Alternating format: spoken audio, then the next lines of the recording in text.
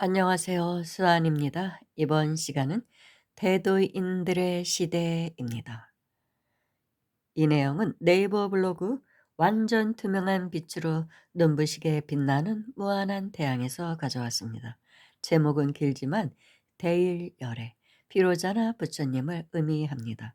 글쓴이는 스핑크스 수메가라는 아주 독특한 수행을 하고 계신 도인의 글입니다.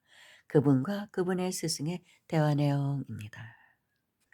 스승님, 산속의 은둔에 있는 대두인들께서는 어째서 속세의 일들에 대하여 관여를 하지 않고 있습니까? 이런 질문을 드리는데 이 질문은 우리도 다 갖고 있는 질문이라고 볼 수 있습니다. 이런 의미를 갖고 있죠. 대두인들이 많다고 하는데 우리나라에 은둔도인들이 많다고 하는데 그분들께서는 왜 속세에 나와서 속세의 일들에 관여를 하지 않는가? 그렇다면 이 세상이 좀 더 좋아지지 않을까 이런 생각을 하죠. 그런 의문을 스승님께 질문을 드리고 계십니다. 스승님의 답변입니다. 속세를 살아가는 인간들의 마음속에는 온갖 종류의 욕망이 가득 차 있다. 대도인들이 속세인들에게 그 욕망들을 모두 버리라고 가르칠 경우 그 가르침을 제대로 받아들일 수 있는 속세인들이 과연 얼마나 될 것 같으냐. 대도인들도 은밀하게 일하고 있다. 사실 성인들의 말씀을 그대로 받아들인다며 인류가 세상에 이렇게 혼탁해질 수는 없겠죠. 다 마이동풍이죠, 사실은. 그와 같은 도인들이 정치를 할 경우 속세인들이 그 도인들을 진정으로 환영할 것이라고 생각하느냐? 도인들도 나름대로의 생각이 있기 때문에 속세에 함부로 나서지 않는 것이다. 거시적인 질서 유지의 측면에서 볼 때 도인들도 나름대로 바쁘게 움직이고 있다. 다만 속세의 인간들이 감지하고 있지 못할 뿐이지. 대도인들은 방 안에서도 고요한 가운데 천하를 주유하고 있다. 선생님, 그래도 언젠가 때가 오면 대도인들이 세속의 인간들을 적극적으로 인간 전체의 정신적인 진보를 위해서 인도해 가야만 하는 과정도 있어야만 된다고 저는 생각합니다. 아직까지는 대도인들의 실천이 세속인들에 대하여 소극적이라는 느낌을 지울 수가 없습니다. 속세 인간들은 대부분 정신을 차리고 있지 못하기 때문에 강력한 방법으로 각성시켜야만 할 것 같습니다. 스승의 답변이십니다.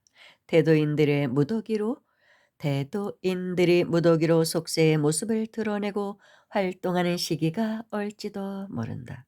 그때는 바로 인류의 역사가 크게 바뀌는 전환점이라고 보아도 좋을 것이다. 그렇지 않아도 머지않은 장래에 그 역사적인 시기가 도래할 것으로 보고 있다. 보살의 경지에 오른 도인들은 인간들을 영적인 깨달음의 방향으로 안내할 뿐이지 자기 나라의 부국강병을 추구하는 것은 아니다.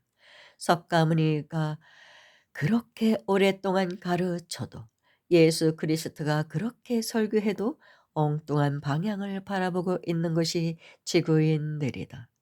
우주 창조자의 섭리를 거스리는 자 모두들 그만한 대가를 받게 된다. 그것이 바로 우주 법칙이야.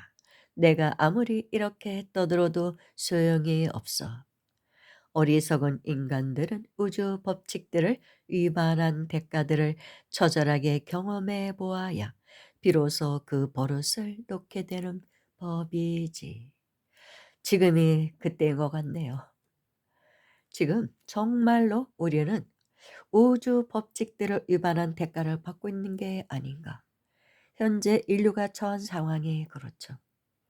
온갖 재난이 일어나고 있습니다. 아직까지 우리나라에는 그렇게 큰 재난이 일어나고 있지 않아서 피부로 확 와닿지는 않지만 뉴스를 통해서 보는 지구촌의 소식은 정말 끔찍할 정도입니다. 모든 게 파괴되고 있는 것 같아요. 그래서 어떤 때는 이 지구 생명체가 이 지구가 완전히 인간을 말살시키려고 작정을 하셨나 이런 생각이 들 정도예요. 산천이 다 파괴되고 있고 인류가 그동안 쌓아놓은 문명 시설들이 다 파괴되고 있습니다. 삶이 파괴되고 그리고 무수한 생명들이 떠나고 있죠. 지금이 그때가 아닌가. 그런데 이럴 때 이런 환란의 시대에 대도인들이 출현한다고 했습니다. 그때가 되어야 대도인들의 시대가 열릴 것이라고. 이 시대를 정화하고 나서 본격적으로 대도인들의 시대에 접어든다는 것입니다. 물병자리 시대, 영성의 시대가 열린다는 것이죠. 이런 환란을 겪으면서 인류가 반성하고 깨어나게 된다고 합니다. 지금도 대도인들이 출연을 해서 활동하고 계시는지도 모르죠. 우리의 눈에 볼 수가 없으니까, 우리가 알아보지 못하니까 모르는 것이고, 매스컴을 타지 않으니까 모르는 것이고, 알게 모르게 그분들이 세속에 나와서 활동하고 계신지도 모르겠다라는 생각이 듭니다.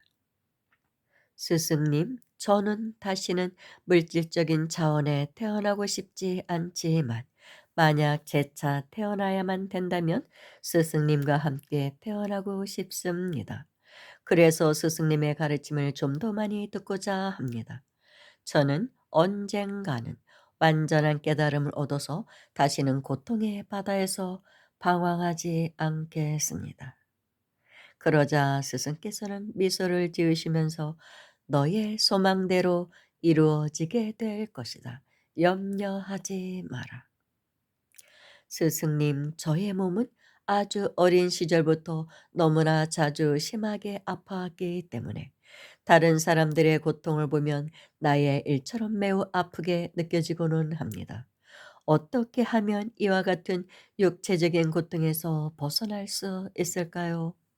어떤 때는 죽을 것만 같은 순간들도 많았습니다.